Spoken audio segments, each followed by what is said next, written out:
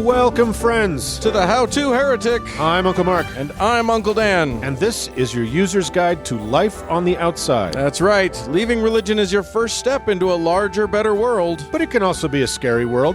Things might work differently now. Never fear, that's why we're here. We're your audio uncles. And with help from good friends and experts in all sorts of fields, we're going to share the stories and seek the knowledge to build a great life. After all, you only get one that we know of, so you better make the most of it.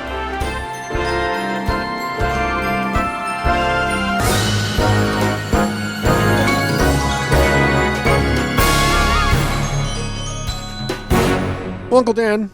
Yes, sir. We have arrived at another week, another show. We're diving in, baby. We're going to do this shit. We're diving in. We're going to do this shit. I'm going to introduce us to some almost pathologically humble folk. Yes, indeed. Well, or so they claim. Yeah. I am going to unbury and or discuss. We're going to get into some God shit.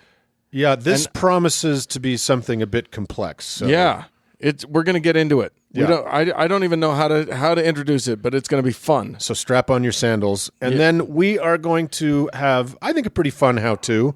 Yeah. And without teasing too much, we're just going to call it How to Movie. How to, yeah. Right? How to R-rated movie. How to R-rated movie. So let's get to the good stuff. Here we go!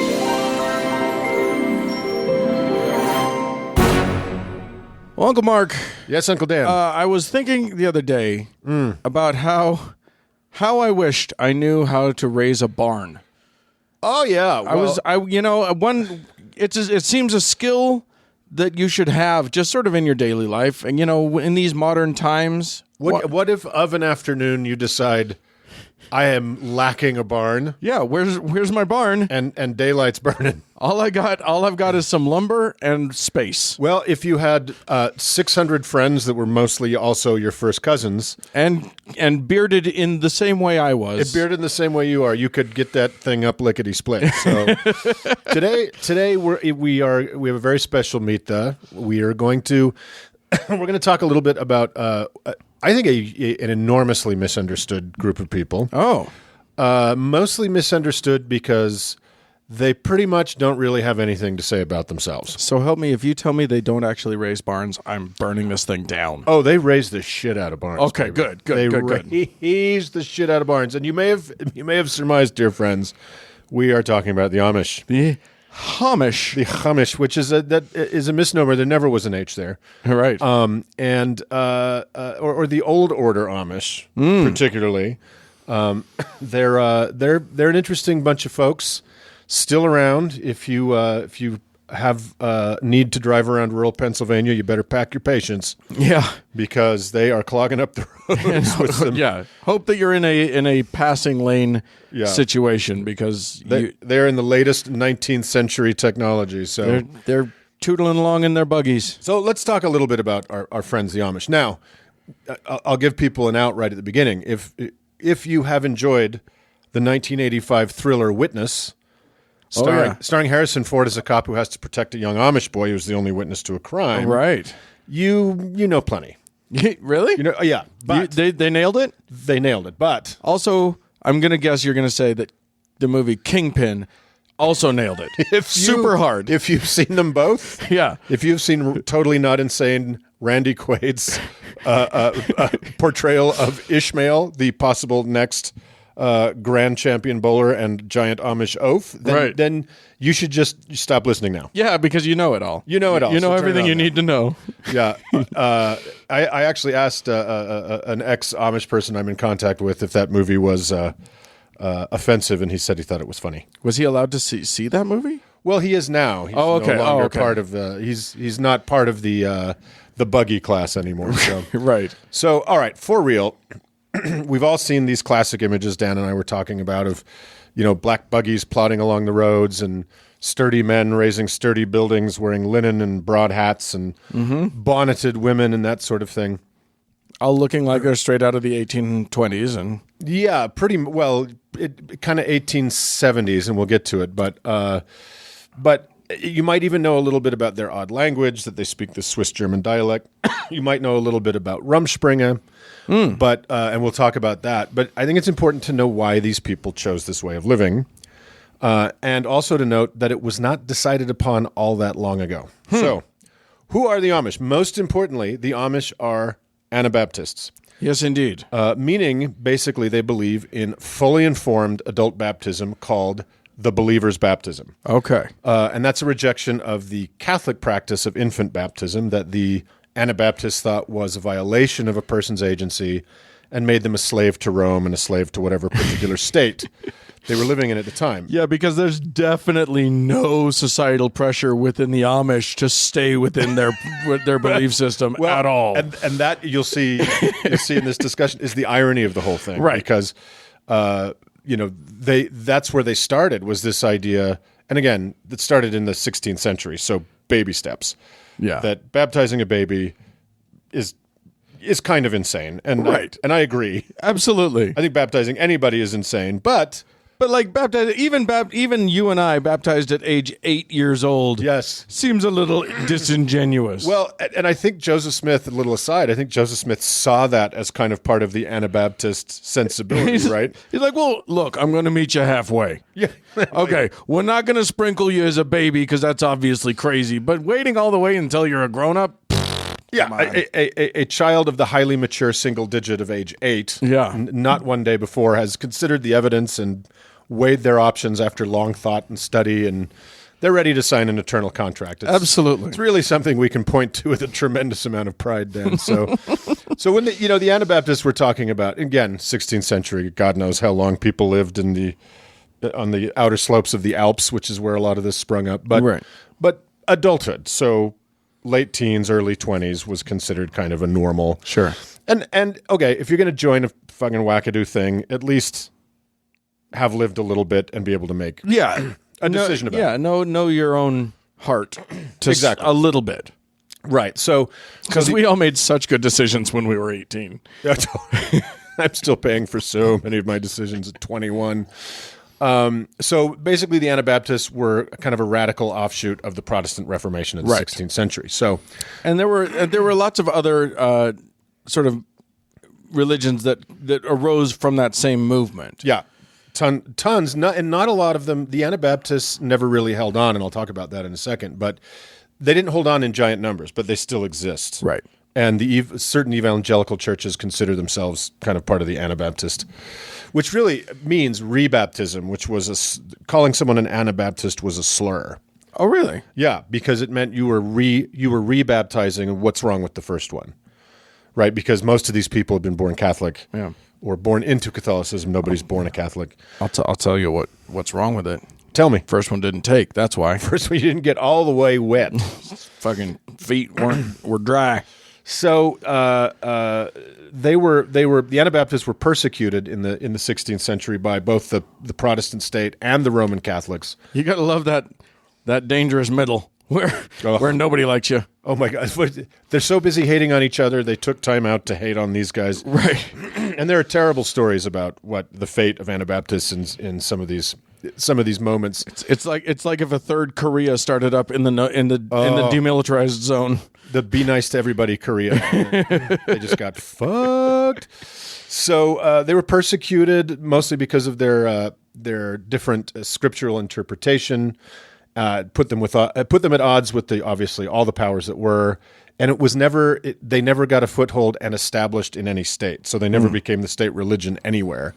So if they had, they would have enjoyed all the privileges that comes with that wonderful connection between church and state. But, and this I found really interesting. This is one of their main points. Most Anabaptists adhered to a literal interpretation of the Sermon on the Mount, which precluded taking oaths, participating in military actions, and participating in civil government. Yeah.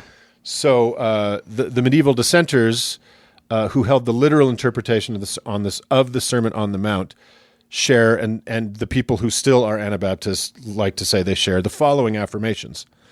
Blessed are the cheesemakers. Blessed are the cheesemakers, for they shall inherit the brie. The believer must not swear oaths or refer disputes between believers to law courts for resolution in accordance with Corinthians.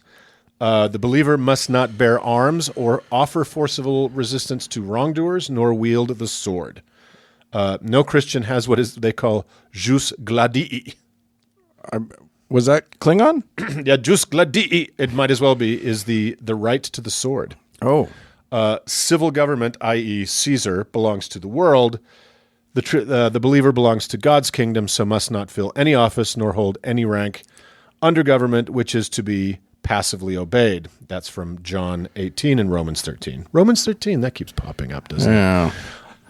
Sinners or unfaithful ones are to be excommunicated and excluded from the sacraments and from intercourse with believers unless they repent, according to 1 Corinthians and Matthew 18. And in this case, intercourse means like they can't even have a conversation. We're not just talking about sexy time here. We're talking about you don't get to even chat with us. That's right. And that is what out of what sprung this idea of shunning, which means you are it's excommunication. And but not just excommunicate, like get out of our church. It's get out of our whole lives and never talk to us again. Get your ass out of town. That's and that's really what Jesus meant when he said, "Love thy neighbor, love everyone as thyself." That's what he was talking about. Well, I think what he meant was select which neighbors you're willing to love, right? Kick the other fuckers out, right? Then loving your neighbor becomes so much simpler, doesn't it, Dan? It's so much and nicer because you've been selective. So the Anabaptist movement, from which the Amish later emerged, started in circles around, and I'm going to nail this name, Huldrych Zwingli. Definitely got it. Huldrych, who he led the early Reformation in Switzerland, and then two guys named Conrad Grebel and George Blaurock shockingly practiced the first public adult baptism on each other and then to others in Zurich in 1525. That is shocking. Yeah, and sexy. It's super sexy. Can you imagine two just filthy 1525 Swissmen just baptizing the dirty shit out of each other? Baptize you. This group later became known as the Swiss Brethren. The Amish are descended from this radical movement, and they take their name from one of the original Swiss brethren, Jacob Amann. Oh. Yeah, his name wasn't just simply Amish. They're not Amann, but they are Amish. They're Amish. So they moved from Switzerland and Germany in the 18th century because of persecution and shit. And the group that would later split and create the Amish we know today moved for a variety of reasons within the United States, one being the French and Indian Wars kind of displaced them. And they ended up in Pennsylvania, which was, I don't know why this is exactly the case, was known for religious tolerance among the early states. And then the bulk settled in and around Lancaster County, where they remain to this day. Now, you and I, Dan, are the English. Yes. Yeah, sure. The Amish, among other things. I've actually got a lot of Swiss in me. I think I might be Amish by accident. What if you found out you were Amish? What if I did? Accidental Amish. Yeah. The life and times of I'll have to shave off my mustache at that point. Yeah. Just keep the beard. No, it could work. Yeah. It could work. And then you have to build a barn. So the non-Amish are referred to as the English. Oh, so we're the English because we're the non-Amish. Yes, we're the English because we're the non-Amish. So we're the English speakers, right? Because they speak more English now, right? But they exclusively spoke Swiss German for forever and ever. Schweizerdeutsch, Schweizerdeutsch. And I looked for some Swiss German to English translations online. No, forget about it. So, we have this perception of the Amish as kind of eternal, I think, we English, that they have just always been this way. Yeah, since before Jesus. That they've always rejected modernity, even though the way they look now was pretty damned current in the 1860s. Right? It's not actually true. The European Anabaptists they derived from were quite progressive for their time. And not only did they believe in the radical idea of something approaching free agency at a time when that was not an idea, with adult baptism, they also in Europe were credited with inventing a ton of modern farming techniques, stuff like that. So they were not always lagging so far behind. It wasn't until the late 19th century that the Anabaptists in America, the Amish kind of among them, began to feel their loss of identity and culture as the modern world began to pick up the pace all around them. So they did something which was a bit weird for them because they didn't like meeting in large groups. and they had just massive conferences where they were trying to decide, okay, what do we do in this weird world post-Civil War where nothing makes sense anymore? And they were like, first thing, obvious, get rid of buttons. The buttons?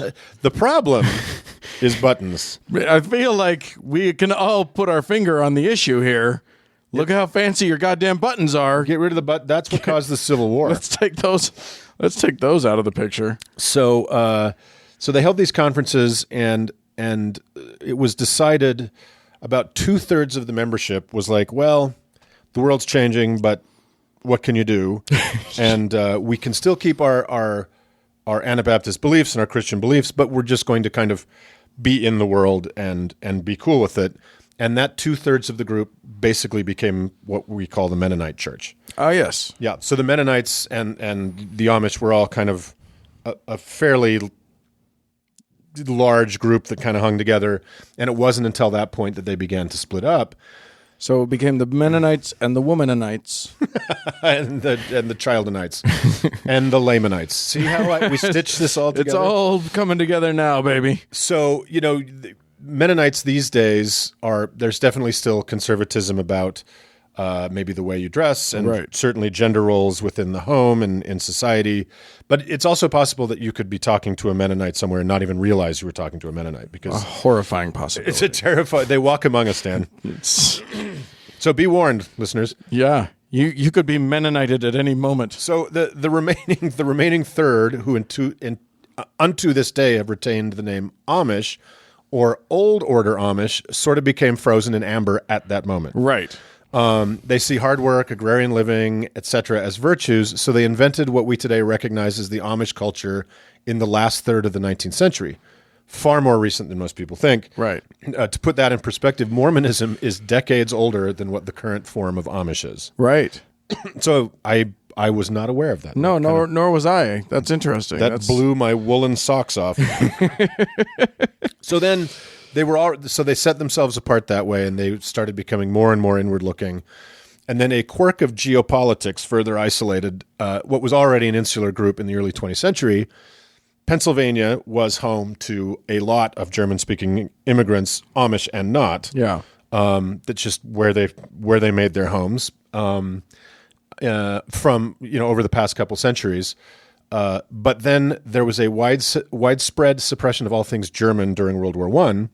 Because fuck those guys. Because fuck the Kaiser, I'm going to kick him right in the keister. And so all the German speakers that weren't Amish were like, well, we're speaking English now. That's how this is. Mm-hmm. And then the Amish, because they didn't fight in wars, they don't do any kind of service, they don't have public office. They don't listen to that newfangled radio. That rock and roll. They just continued speaking Swiss German, so that kind of further cut them off. So there's two key concepts religiously to understand about the Amish and their practices. The first is their rejection of Hochmut, which is pride, arrogance, and haughtiness. Oh, yeah. You don't want that. And then the other is the high value they place on Demut and Gelassenheit, which are humility, calmness, composure, placidity. Often translated simply as submission. Sure. So their lack of vanity makes them, they feel like if they became vain or if they engaged with the outer world, they would be not submissive to Jesus. I see. So that's a big reason why they don't embrace modern technology, is because it would free a person up in different ways and make them less important to the community. And they don't like photography because it might make people vain. I see. They might try to look good in pictures. I mean, I think that what we've learned from Instagram is that there's no way that that's true. No, there's no way. I mean, it's not like people are just taking pictures of themselves all the time. Yeah, exactly. And posting them for all to see as though we all care. Yes, the great Satan in the Amish world is the selfie stick. So, yeah. So it all is underpinned by Ordnung, which is order. And order is kind of defined by each different community. I get nervous when a German speaker talks about order. I get a little itchy on that one. It should make certain hairs stand up on the back of your neck. Just as if the Amish start rearming and take the Sudetenland, yeah, I think we'll know. Yeah. the jig is up. Yeah. Unfortunately, their armaments consist of like a hoe and a plowshare, so we'll be all right. If they start raising barns in the Rhineland, we'll know we're in trouble. So basically, the elders of each group get to decide as a community what they will and will not embrace. So there's kind of different levels. There are those that literally are like 19th butter churns, candlelight, all that stuff. But then there's other groups that will embrace things like refrigerators, washing machines, chainsaws. What? Yeah, power tools. That feels like cheating. It is. Yeah, well, You're cheating at Amish. I don't think you should tell them how to feel, Dan. I feel like I should. So I don't have to be humble. That's their gig. So this is an interesting fact. The Amish, of course, they believe in adult baptism. That's cool, but they do not proselytize. Right. And in fact, these people who want to join, called seekers, are like seriously discouraged from joining. So they estimate that since 1950, no more than 75 seekers have been allowed to join and have stayed. That's so funny. Isn't that weird? The mentality of the person that wants to join Amishness is fascinating. I guess it could be the same as a person who joins, a Catholic order that is monastic and vows of silence. I get it. Like, in a way, I think it's crazy, but I kind of get that there are individuals for whom the noise of modern life is too much. Sure.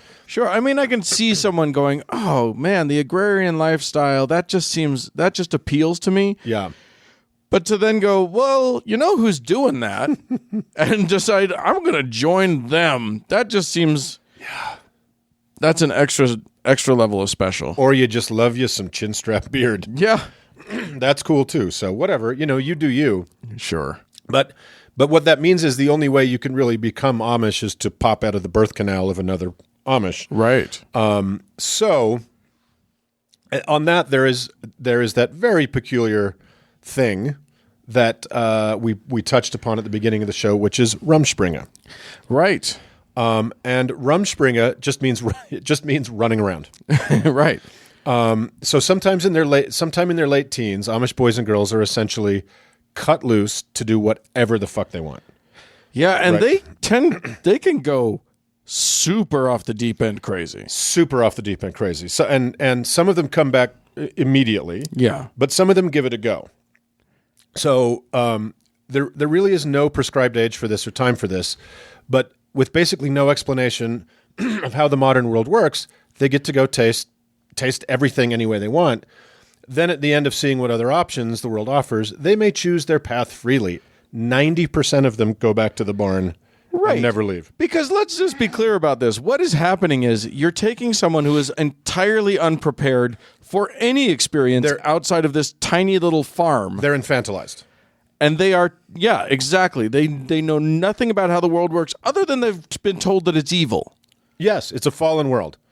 And then they're sent out into it, and they're allowed to be evil too. And they go out, and of course they try every bad thing they can think of. They try the drugs, they try the alcohol, they try all of these things, and it's a world of madness to them. Right. I think the first couple weeks are probably just like blah, blah, blah, just suck up everything you can. But after that, when the party's over, and they're so easily taken advantage of by people of bad will. They have they're so infantilized. Not only have they been living in this bubble where the outside world, it's like an M. Night fucking Shyamalan story. Like the world outside is evil, never leave the town. Right, yeah. And their education, you can't see the air quotes, ends at the latest at 8th grade. Right. So they have the basics of reading, writing, and arithmetic just so they can function in a rural life. But not even that. Like, they don't know anything about this world. They don't even know, like, how electric things work. They haven't watched movies or television. They haven't read books, other than the Bible. They don't have any Do they not have books? They don't do the book thing? I don't think that they read much outside of Scripture. Yeah.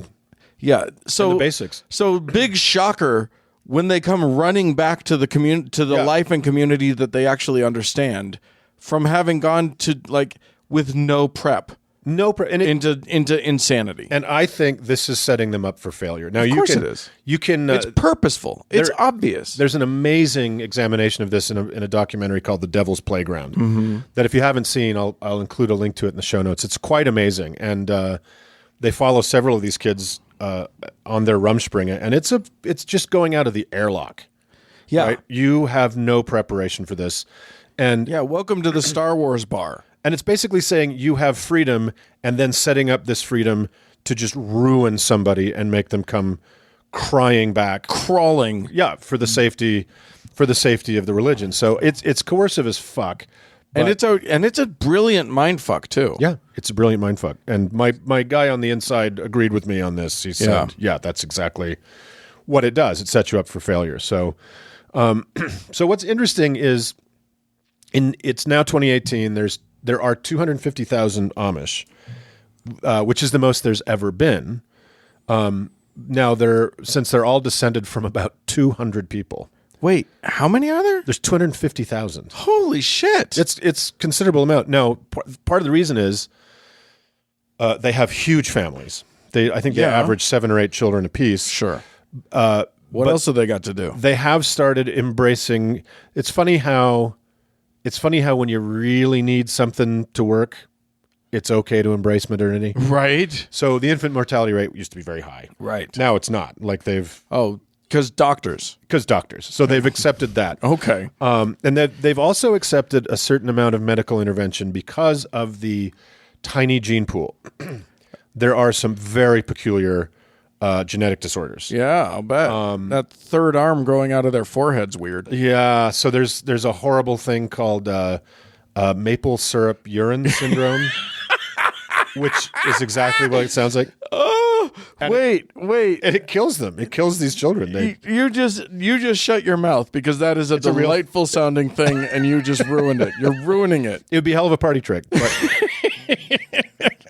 at all your breakfast parties. But and then another thing called Angelman syndrome, which results in a very tiny head and massive intellectual disabilities.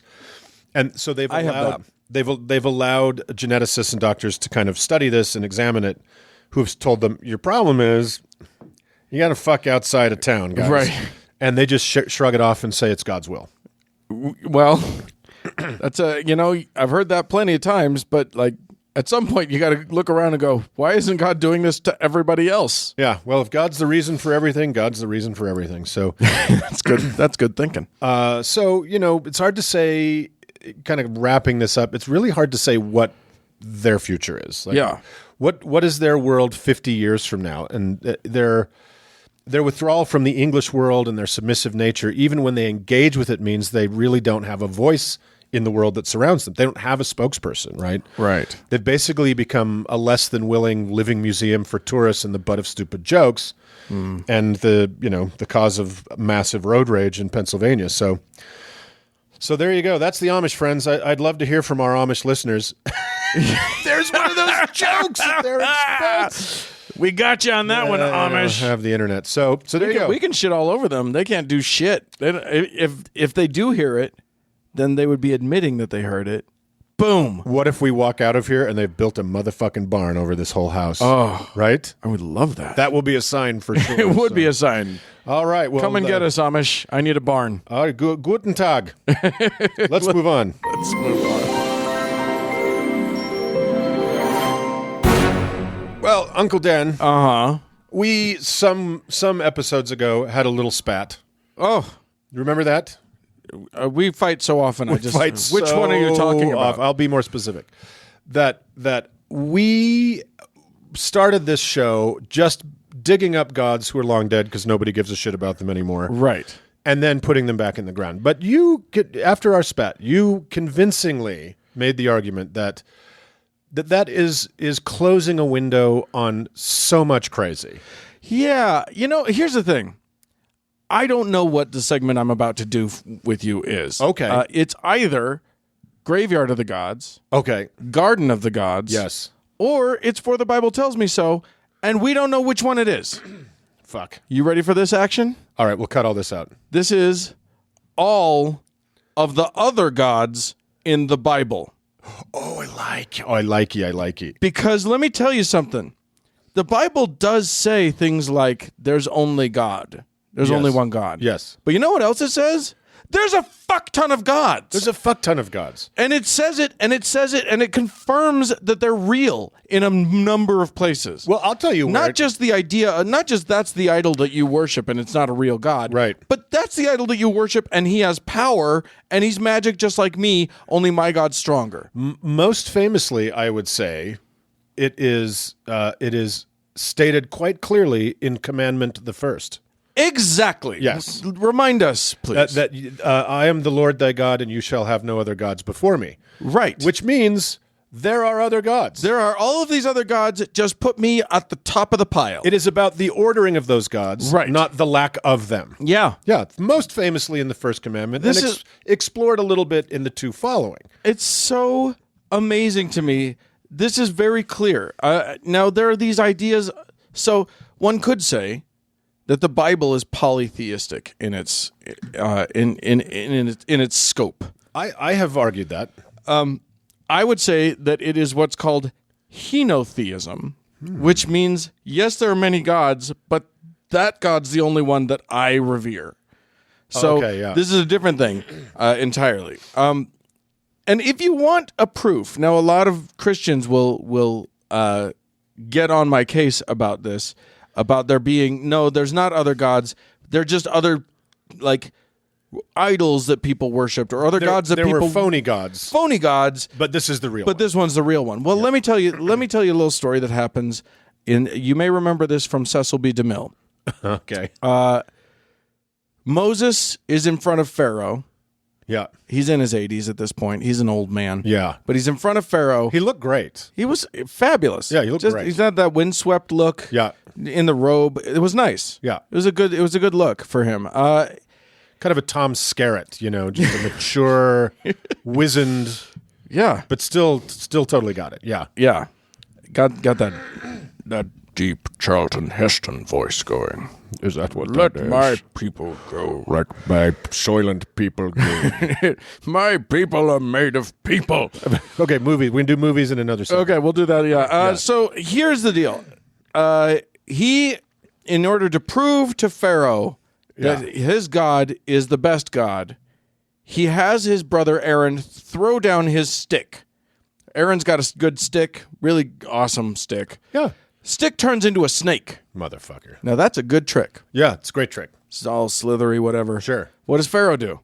Has his dudes throw down their sticks, which then also turn into fucking snakes. All right, so we got Yahweh 1, Osiris 4. Yeah, you got Ra over here making stick snakes too. Right. Now Yahweh's stick eats the other two sticks, wins the death match, and turns back into a stick. But that doesn't dispel the other snakes. There's a problem here. Yes. There were other snakes. Yes. So you tell me that there's no other gods in the Bible when the snakes come. Well, there was Satan. It was Satan. Okay. That's another god. But ta-da! You've now produced another god in the Bible. yes. There are so many other gods. In an early show, we did a bit on Baal. There's Baal. Sure, you got Baal. Baal's a classic. Baal was Right. the Philistine god. Yeah, you got Adremelech. You got Anemelech. Molech, I think. You got Molech. Yeah. Ashima. Astarte. You got, that's just the A's. Yeah. I haven't gotten to, there's so many. Chemosh, Dagon, Demuzid. And I'm just looking at a thing at the article in Wikipedia called Deities in the Hebrew Bible. Right. That's just the Old Testament. Right. Well, and it's also probably just the Pentateuch. It's not the No, it's the full Tanakh. the Tanakh. Okay. So anyway, the point here is the Hebrew God, Yahweh, Yes. Elohim is a word that actually usually Elohim encompasses multiple gods. And it's often reinterpreted and reimagined as like the host of heaven or the blah blah blah or the whatever. But God continually in the Old Testament plants his damn self in the middle of the gods. Right. And what is my God is a jealous God? What the fuck does that refer to? Yeah. Who's he jealous of? Of whom? If this is the creator of the universe. Right. The universe. Now let's talk about the universe for a second. Okay. Right. The Hubble telescope. Saw a documentary on the Hubble telescope. Sure. It's pretty fancy. Pretty fancy. At one point after they got its eyes fixed, this guy said he had some time on the Hubble telescope. He's like, okay, statistically, computer, tell me what the darkest point of the sky is. Right. And found a little point. He said, okay, I'm going to point the Hubble at that. Right. Points the Hubble at that. I think there were 10,000 galaxies. Right. In the darkest part of the sky we hadn't even looked at yet. Right. Okay. Just for fun. So this angry god who's throwing elbows at all the other gods, all of that invented the Horsehead Nebula. Yeah. All of it. Right? Why did he create all of that? How could he have created all of that if he's just one more guy in the fucking waiting room? Look, these are Bronze Age dipshits. They didn't even know that there was such a thing as another galaxy. They looked up at stars and thought that they were lights on a dome over us. They thought they were holes in a dome. Right. Or lights or whatever. You know, they didn't know what the fuck they were looking at. If they thought anything, they were stupid. Of course they didn't know what was going on. Fine. I don't blame you. I wouldn't have known either if I were born back then. I barely do now. I don't know anything. We are idiots talking into microphones here. Yes. But here's the thing. The clarity with which the Bible talks about other gods is undeniable. I'll go to Deuteronomy that talks about he established the borders of nations according to the number of the sons of the gods. Like we're talking about, I mean, and there are versions of these. So that was actually from the Dead Sea Scrolls. That wasn't actually from I don't think that's from our version of Deuteronomy that we're used to. Right. But look, the versions of the things count.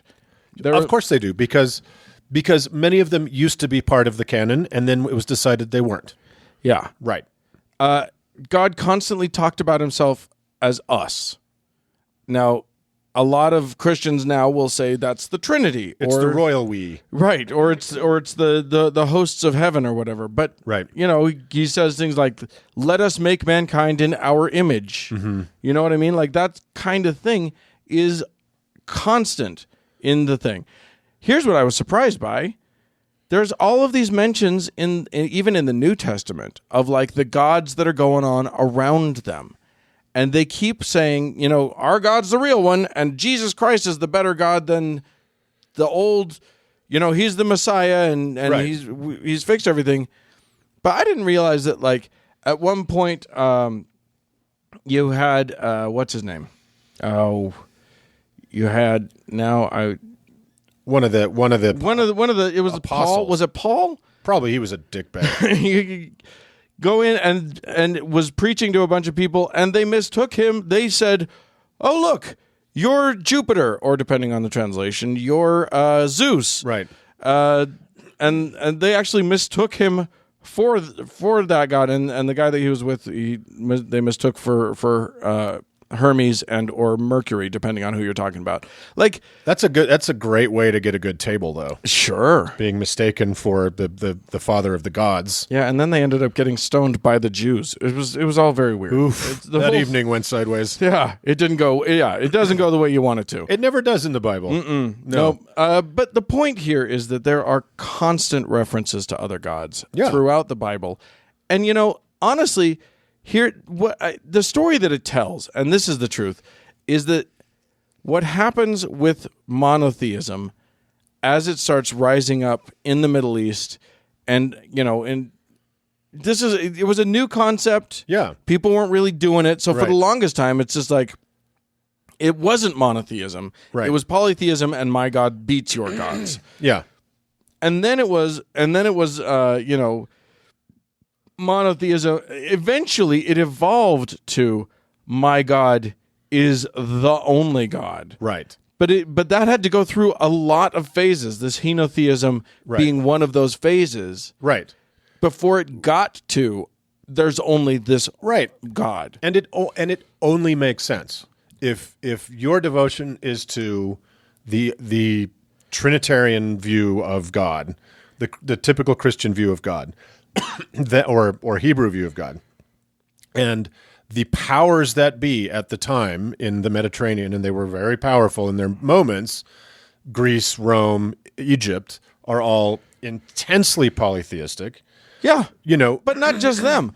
All of every tribe that you hear mentioned in the Old Testament, we bump up against the Hittites, the Canaanites, the blah blah blah. They all have their own pantheon of gods. right. So it's not going to happen overnight. Right. And thus, that's why, and this is what's so, as much as I think religion is a giant fucking hemorrhoid on humanity that needs to be carefully removed, it is still fascinating to watch the movements of these ideas over time in these places and see, okay, well, in the catacombs where the early Christians hid out to do their thing, Apollo and Jesus are indistinguishable for the first 100 or 200 years. Right. Because they were there's crossover and the stories get mixed up. So, everybody, if you watched Religulous, then you see Bill Maher pointing out that, all of the stories that we hear about Jesus existed in some form with Horus or some other god. And it was just, born of a virgin, resurrected, son of the god, son of the sun god. Yeah, borrowed from this, borrowed from that, overlaid onto this, overlaid onto that. And it's, part of this thing that happened, one of the things that's interesting is when you're a polytheist, like this happens with current Hindus. Right. Current Hindus look at Jesus and look at Yahweh, look at the gods of these monotheists and go, okay, that can be another god. Right. And there's room. They can make room. Right. They can just be like, all right, that's fine. But my God, I like my guy. I pray to Vishnu, right, and whatever, and even among Hindus, they will devote them. They have devotions to different gods. Right, right. They feel a closer affinity. Where do we think the saints came from? Right, the Catholic saints. Right, it was to relieve the pressure in the early church on the idea of monotheism. Right. Well, there's kind of other goddish people. Yeah, it's too close to God. Yeah, he's like next to him. So go ahead and pray to this guy. He'll whisper in God's ear. It's fine. Exactly. And I think but what's interesting is, so you've got polytheism that can totally accept this other thing. Somebody comes along with a new god and polytheists can go, that's interesting. Right. But once monotheism comes along, it's an all or nothing proposition. It can't abide anybody else. Right. It can't be inclusive. Right. And exclusivity kind of feels awesome. Yeah. And I think that's what happened, was that, like, I've got the bead on the real truth. Right. Nobody else has that. Right. You guys are going around accepting all these other gods. Yeah. What are you doing?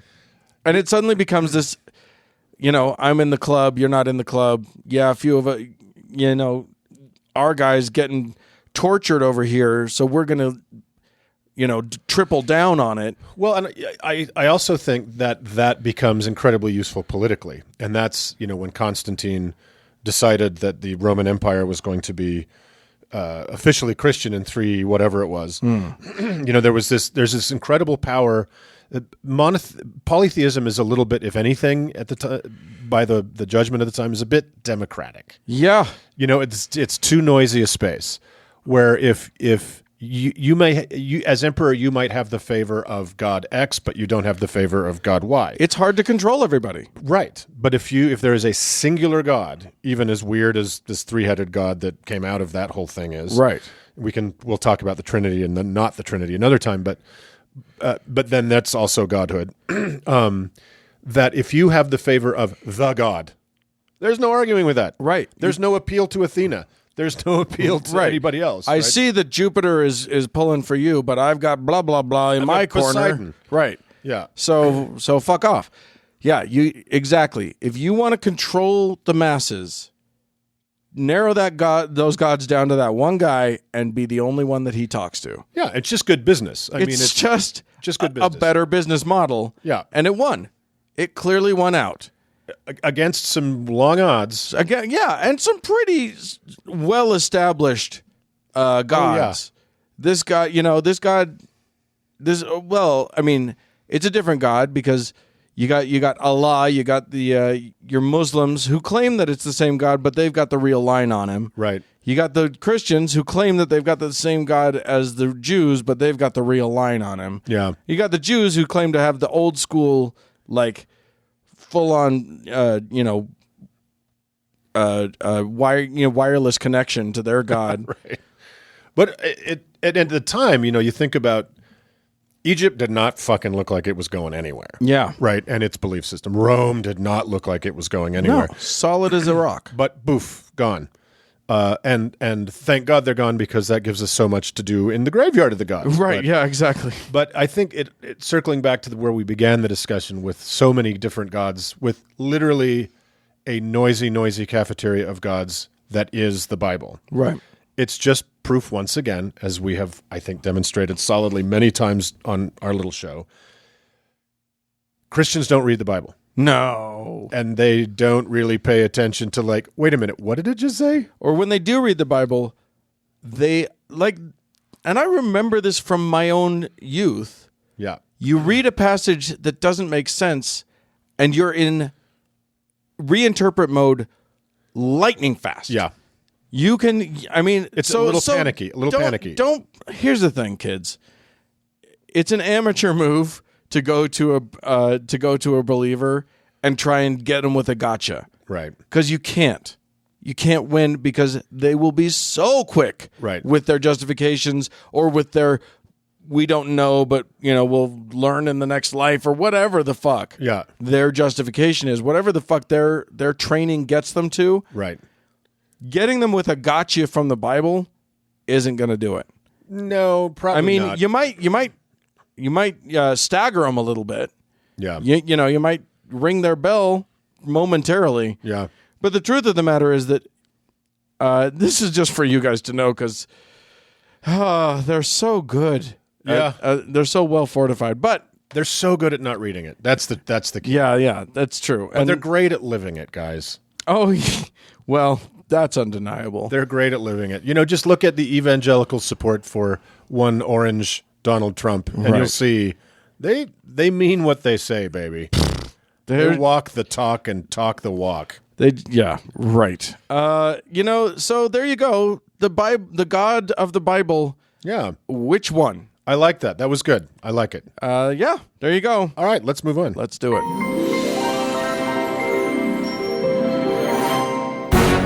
Well, Uncle Mark. Yes. Here's the thing. Mm-hmm. We are recording early this week.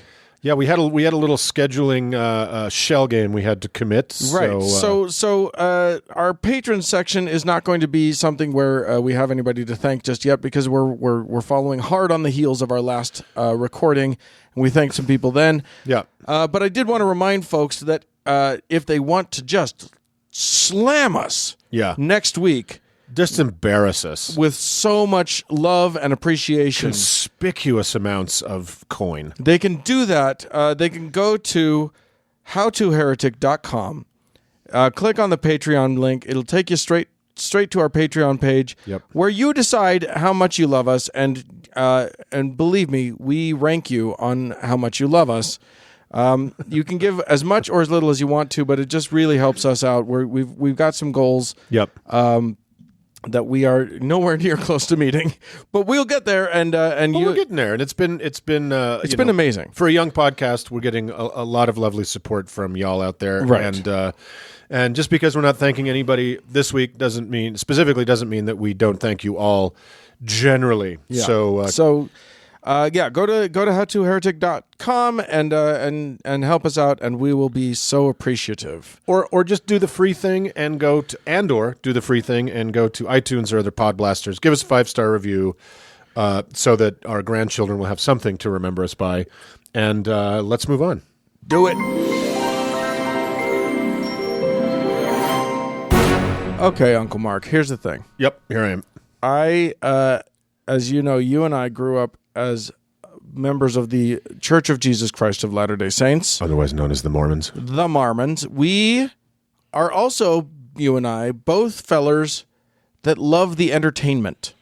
Yeah, and we both, as it happens, work in the entertainment field. Yes, indeed, we do. And not always on this show, I'm sorry to say, but we're going to try to improve that. We actually go well beyond this show, though we won't tell you guys about it because frankly, it's too good for you. Yeah, it's none of your business, actually. Here's the thing. Growing up LDS, we were admonished to avoid the bad entertainments out there. Small point of order, it's pronounced admonished. Admonished. Yeah, we were admonished to avoid the appearance of evil.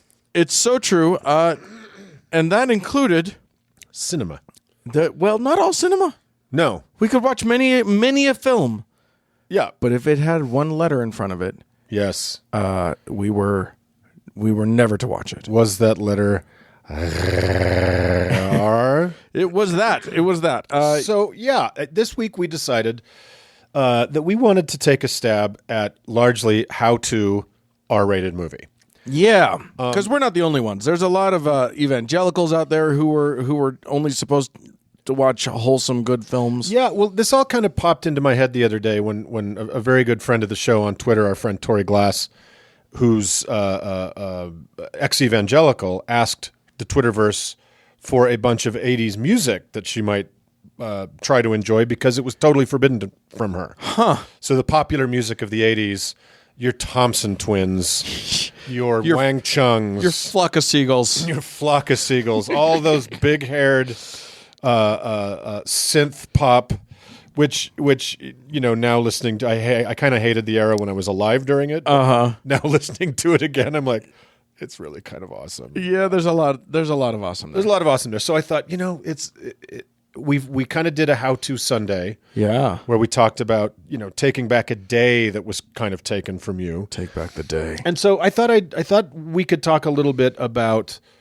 what it means, like why it's important culturally to even know what's going on the other side of that R.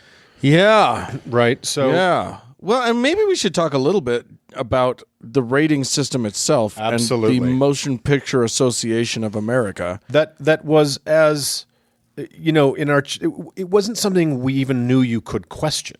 Yeah. It was it seemed like it was handed down from the Lord God himself, these ratings. It was like the government.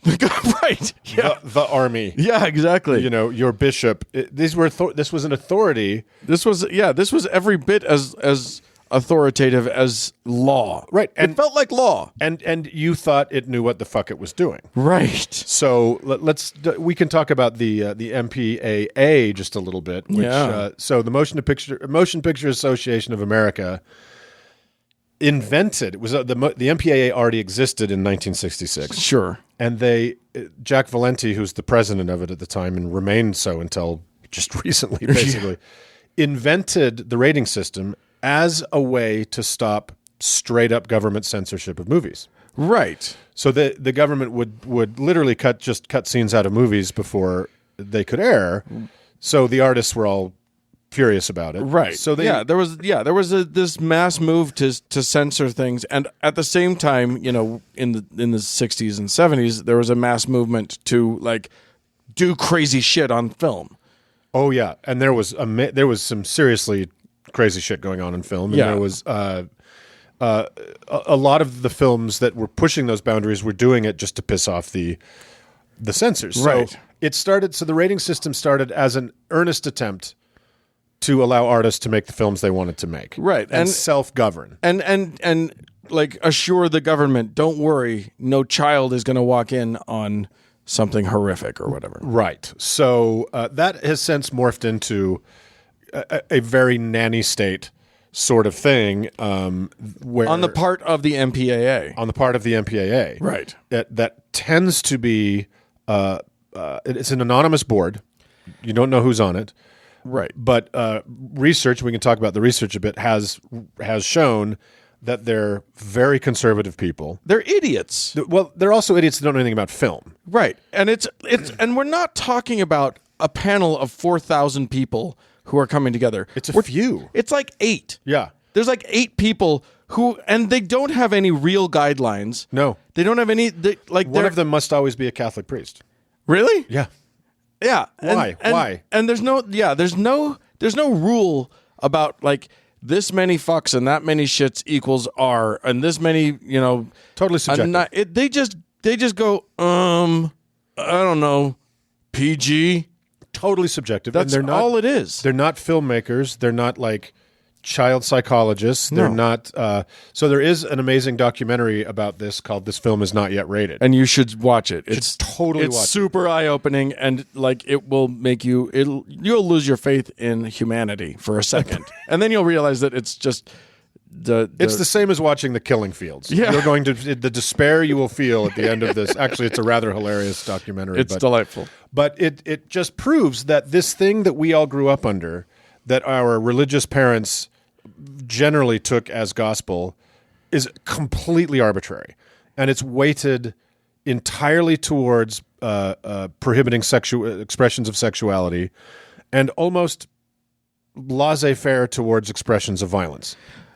Shockingly so. And that reflects, I think, American society. Now, we have a lot of international listeners who probably see this, but let me just be clear to you that for instance, I remember this so distinctly. I went many years ago, when the movie Watchmen came out. Do you remember the movie The Watchmen? Yep. A superhero movie, rated R. I didn't think it was great, but I had fun with it. Yeah. But it's got a little bit of sex. It's got a lot of very graphic violence. a very naked blue dick in a lot of it. Yes, indeed. Yeah. And here's the thing. A family walked in front of me with a bunch of kids. One couldn't have been over 8. Yeah. Just a little kid. And his fucking mother covered his eyes during the sex scene. And let me tell you something. The sex scene that came up, she didn't cover his eyes for the whole blue dick thing, but during there is a passionate love scene, and it's just love. Yeah. It's not, there's maybe some boobs. I don't remember. But that was too much. She covers his eyes for that. Did she cover his eyes for a cleaver going into someone's head? No. Isn't that weird? And that is the fucked upness from whence, the societal fucked upness from whence these motion picture ratings come. Yeah. Yeah. Totally. And again, our society is reflected in our art somehow, and I think there you totally see it. So anyway, that's the rating system. It's totally arbitrary. Nobody should give a shit about it. Right. But let's talk a little bit about, why does it matter? Why does it matter unless you live in the Amish sphere? Yeah. If you want to live in 21st century America, it's not going to hurt you to know who Jerry and Kramer and Elaine are. It's not going to hurt you to know, to have seen some Woody Allen films. Art is complicated. We know Woody Allen's a fucking monster. But that's in question. That's in question. That is in question. Is it? Yeah. Have you read the thing that his son wrote? No. Fascinating. Really? Yeah, you should read that. The thing Ronan wrote. Yeah. Is that what you're talking about, Ronan Farrow? Is that his name? I don't know. That's also in question because everything's in question. He looks like Frank Sinatra. All I'm saying is it's all in question. All right. So, point taken. So, why does it matter? And I think it matters because if you want to be an adult, film is a huge part of culture, and it has been since the silent days. So again, if you want to back before humans talked, right, and they never blinked, their giant eyeballs.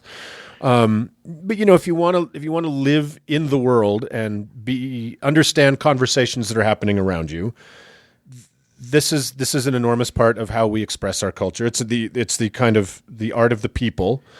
And so, movies like Citizen Kane and Jaws and Star Wars and Jurassic Park and Titanic are all kind of moments in the culture. They're touchstones, cultural touchstones that we all like. That you're going to be missing out on some stuff if you don't catch that, if you're not with it. And like our friend Tori, who didn't get 80s music, seeing R-rated films or seeing films with adult content that many of us were prevented from seeing is part of growing up. But but there are people who, even in their adulthood, as they leave their religion, have so internalized these ideas of evil, or of that this will somehow corrupt you to watch these images, to watch these stories, Right. that maybe we need to talk about. So that's why we're talking about this. Let's get you through it. Let's get into it. Right. Let's get into some R-rated movies. Right. And again, just to finish my point, the so oftentimes growing up in a very conservative religious situation is freezing you in space, freezing you in time. And we talked about the Amish kind of infantilizing their children. They're not the only ones. It happened to us as Mormons. We were taught to be afraid of everything and only receive knowledge that was acceptable from directly above. Only happy messaging. So let's talk about, I thought this would be a fun exercise to talk about movies, R-rated movies that have a significance to us, whether they did as young people or now, or So we each picked a couple movies. So Dan, why don't you start with a movie that is significant to you? I'm going to start with the first R-rated movie I ever saw. Oh man, in the theaters? Nope. I can't guess what it is. It was at a friend's house. Yeah, and it was, and my friend's mom had to call my mom and ask if I had permission to see this movie. Oh my God, what was it? Alien. Oh, dude, that's a great one. And I did it rock was your world? Scared shitless. Yeah. The movie was scary, and I had not really been exposed to too many scary movies, and the ones that I had been exposed to, I was terrified of, even the bad ones. The shitty, yeah. It didn't matter. The Ghost and Mr. Chicken. To this day, well, the first one was when I was a kid. Do you remember Watcher in the Woods? Vaguely. I skipped it. Yeah. The whole school was watching it. I was too scared to watch it. Yeah, too scary. I'm not a big... And to this day, I don't like... I actually like suspense thrillers, but I do not like jump scares. I hate being startled. Uh-huh. Like, I think that's the main thing. What I come to is... It's the bladder control issue, though, isn't it? Well... It's mostly the peeing. It's warm to start, but then it gets annoying. Then you just have to manage it as an adult. It's no good. So anyway, That's a great... Alien's a great first R-rated movie. That was my first R-rated movie. I remember very little of it. I'm pretty sure I watched it from behind my 10 fingers. Have you watched it since then? No. Are you serious? I haven't seen it. That's amazing. So there you go. My first R-rated movie. I was scared shitless, but there was also the added fear of I think I'm doing something wrong. But you got permission. But I got my parents were pretty liberal. So, and that touches on something that I think is important in the cultural, in the growing, like literally growing up, being a young person going through adolescence. Yeah, being scared is fun. And if you can find a way to do it where you don't just completely shit your pants like you probably did with Aliens, right? It's a fun thing to do with friends. People love it. Not everybody though, and that's part of our thing. Is that like as you're dipping your toes into these worlds, learn what it is that you love and you don't have to do all the things. Exactly. So I want to talk about. I don't know. I don't remember the first time I saw this. I don't think I started. So let me tell you a little about myself. Yeah. I was such a sheltered, little white Mormon biatch that I worked on a horror movie before I saw a horror movie. Yeah. That's adorable. Yeah. Isn't that funny? Now, I was still a young man when I worked on the horror movie, but I literally had never seen a horror movie. I had to leave if there was an advertisement on television for a horror movie. I had to leave the room. Oh. So there was this shitty little monster movie called It. Do you remember It? Of course It. And it was the advertisement was just a little baby bassinet with a little claw, like this crazy claw. Oh, yeah. I had to leave the room. I had to get up and run out of the room. So that's how... You weren't expelled from the room by your parents. You were just too scared. Too scared to even see a commercial. Right. So that's the tender boy I was. So...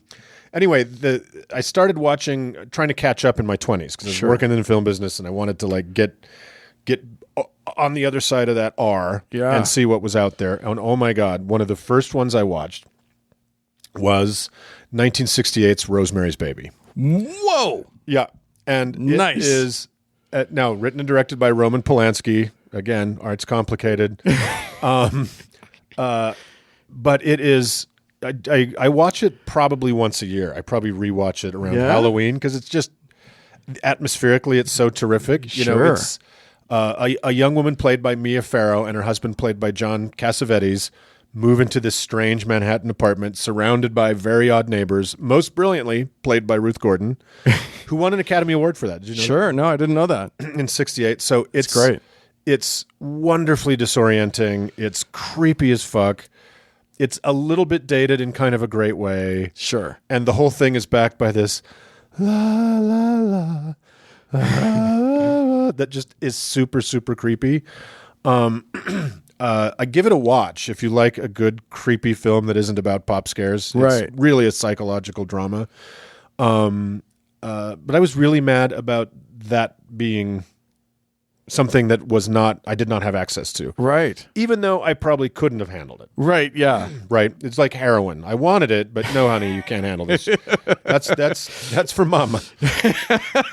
And side note, it is cited as one of the contributing factors in the atmosphere that created the Satanic Panic. Right. Which we talked about in episode 21. So it's it's important. It's an important movie. Absolutely. Absolutely.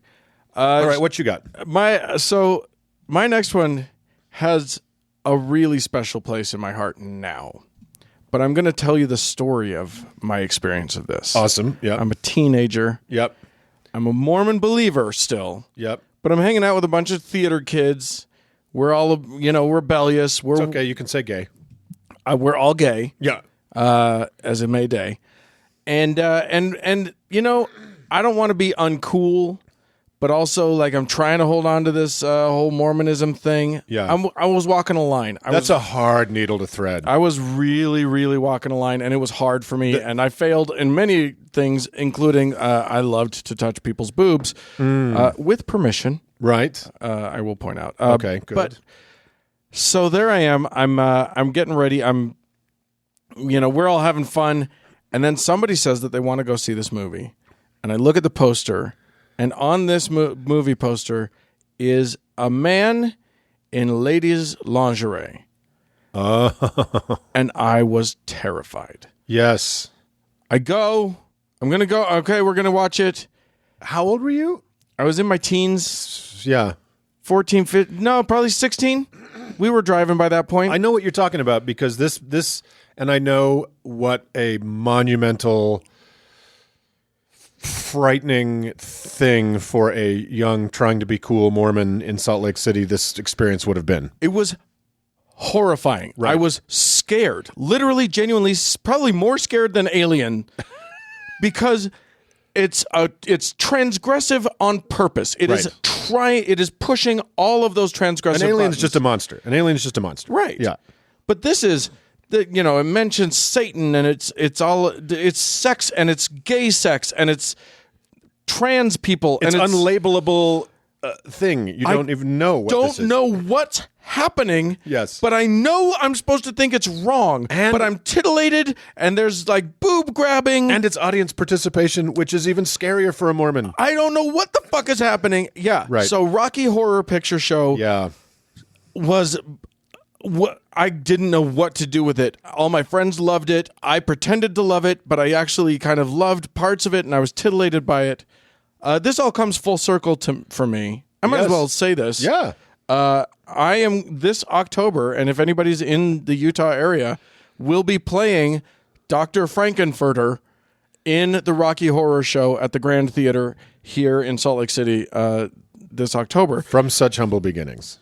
I'm going to be like, finally, it feels like an expulsion of the demons. It feels like I'm going to be exercising the final demons of my own sexual repression by doing this. In front of a live audience. Hell yeah. I'm going to be that guy, that scary guy in the ladies' lingerie. Isn't that funny? In front of everybody. Yeah. Being all sexy and just owning my own I would sex. bet there's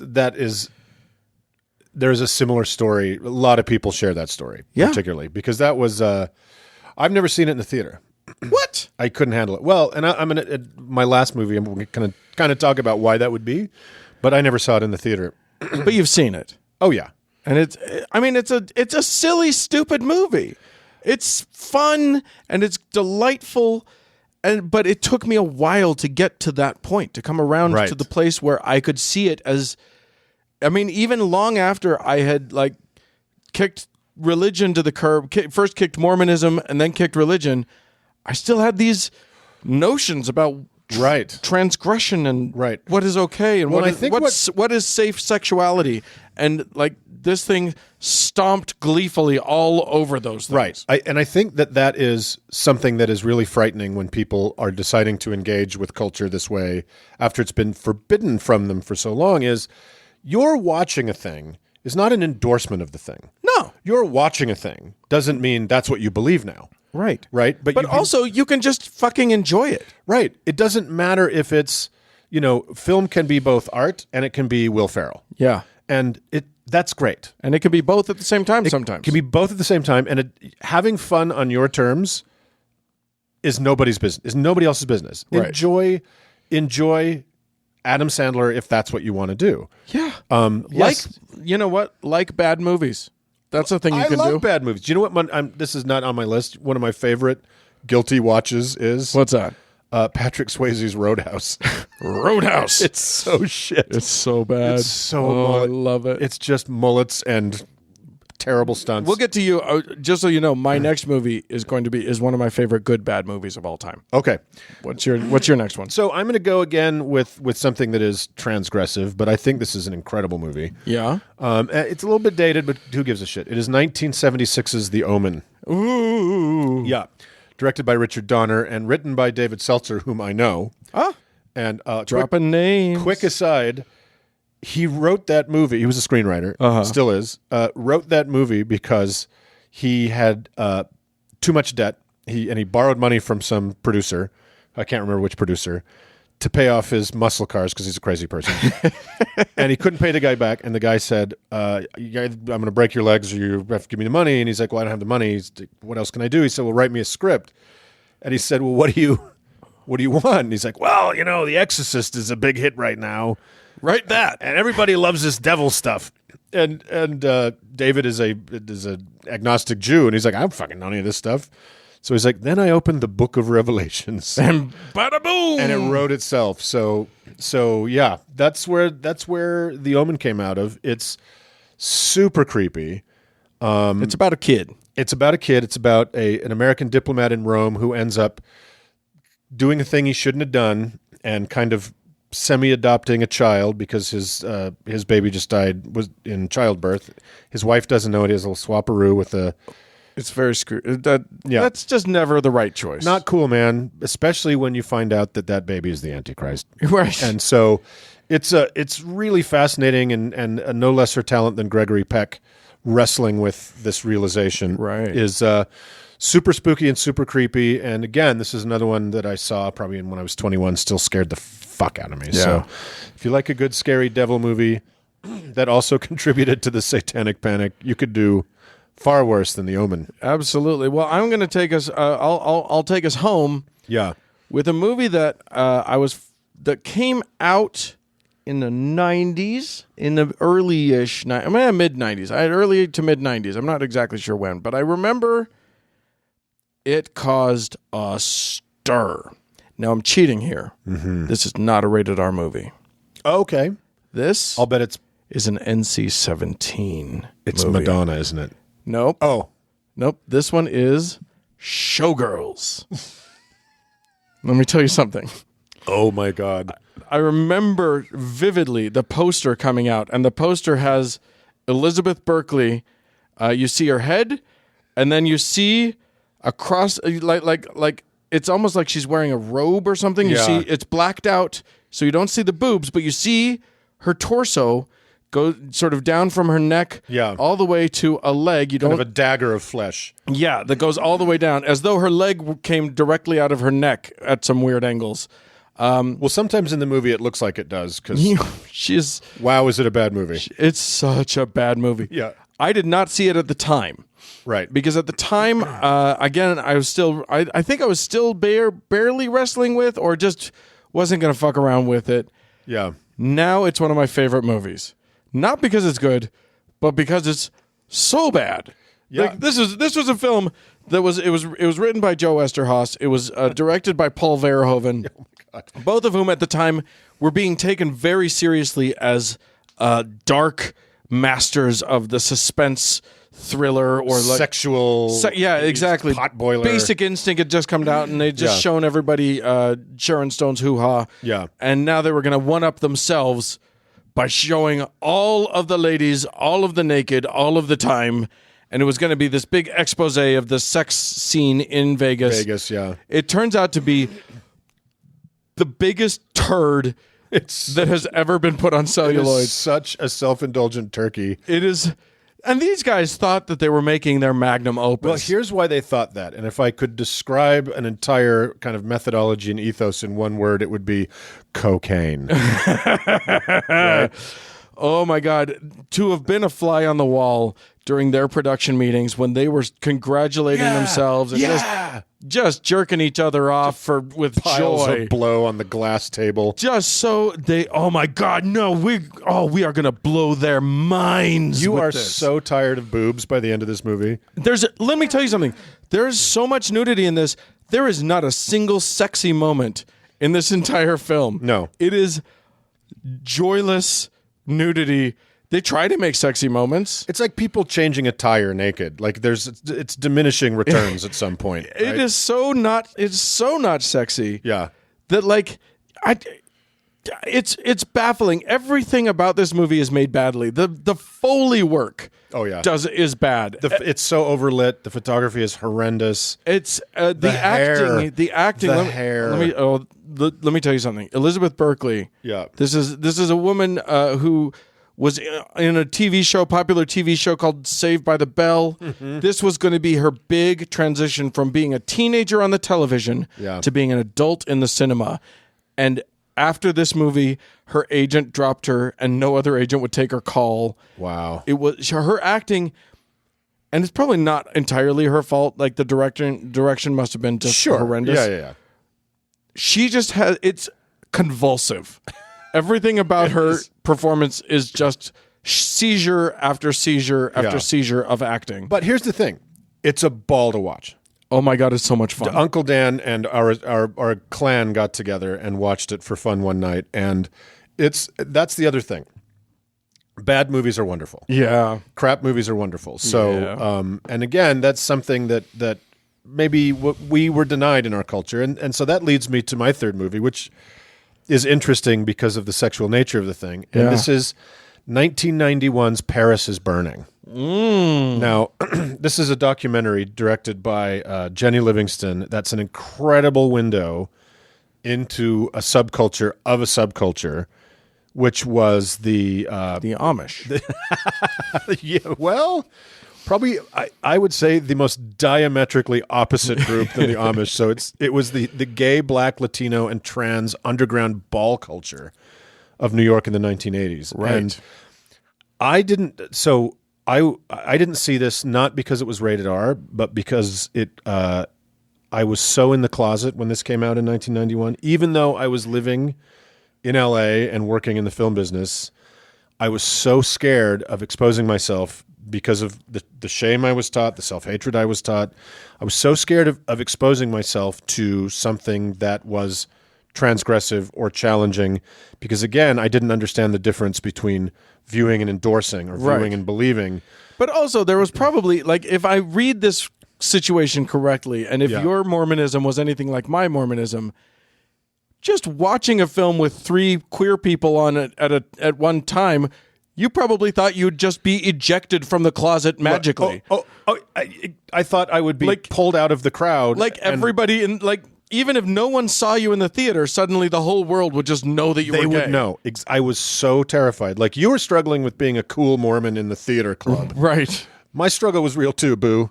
My closet was such a mess. If I had exposed myself to queer, black people having fun, that could have been the end of it for me. So, you almost could have enjoyed yourself as a homosexual man, as a gay man. You almost could have, you were in danger of having fun. But that goes back to the Rocky Horror thing. I was terrified of going to the Rocky Horror Picture Show because yes, it was so transgressive. I didn't understand what it was. Right. And the audience participation thing made me feel like I would be somehow exposed.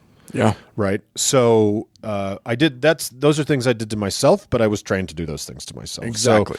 So if you haven't seen that movie, it's beautiful and fantastic and amazing and tragic and incredible, but that's another, film, if not, especially documentary film, is just a window into somebody else's experience. Right. And it's okay. Yeah. And yes, it would probably be challenging for a young Christian to watch that. Here's the other thing. It's beautiful. There's this worry that, like, if you watch something, it might change you. Yeah. It might convince you of something. It might turn you a certain way. And that's a good thing. Be changed. Yeah. Be convinced. That's the point of culture. That's Let the point it do of art. that. Right. Go out there and, like, find some way to be a different you. Right. Or expand just a little bit. Or Right. expand a little bit, then contract. Yeah, don't open your mind so far your brain falls out. But see what it does to you. Maybe you'll find out you really like the showgirls world and you want to become a showgirl yourself. Who knows? You won't, by the way. But that's the whole point of art is challenge to say something to your humanity. Yeah. And that something might be weird and you might reject it or you might love it, but you can't know who you are if you don't challenge yourself. Right. It's okay. And there's nothing safer than a movie theater or Netflix, because the window's not looking back at you. Yeah. You can look through that window and see another world and see another way of living and another way of thinking, and then it's just over. Yeah. And you're safe. And you don't you don't have to go down that road on your own, or there's a new road that's opened up to you and you can see where it leads. Well, I think this has been a really fun conversation. I wonder if we ought to put a page on our website about our favorite movies and just let people talk about that or contribute to it. And sure. I think it's I'm very evangelical about movies because I work in them. Yeah. But I think they kind of saved my young life, the ones I was able to see, and I saw that window of color, and I saw that, in my very, very colorless life. Yeah. I saw something beautiful or something amazing, and it was a stepping stone between all the vanilla, right? Yep. To get to another place. So I'm a big believer. Go out and watch a movie. Call us up. Leave us send us an email and tell us what your scary R-rated challenges were, and maybe we'll talk about them another time. Yeah. All right. Let's move on.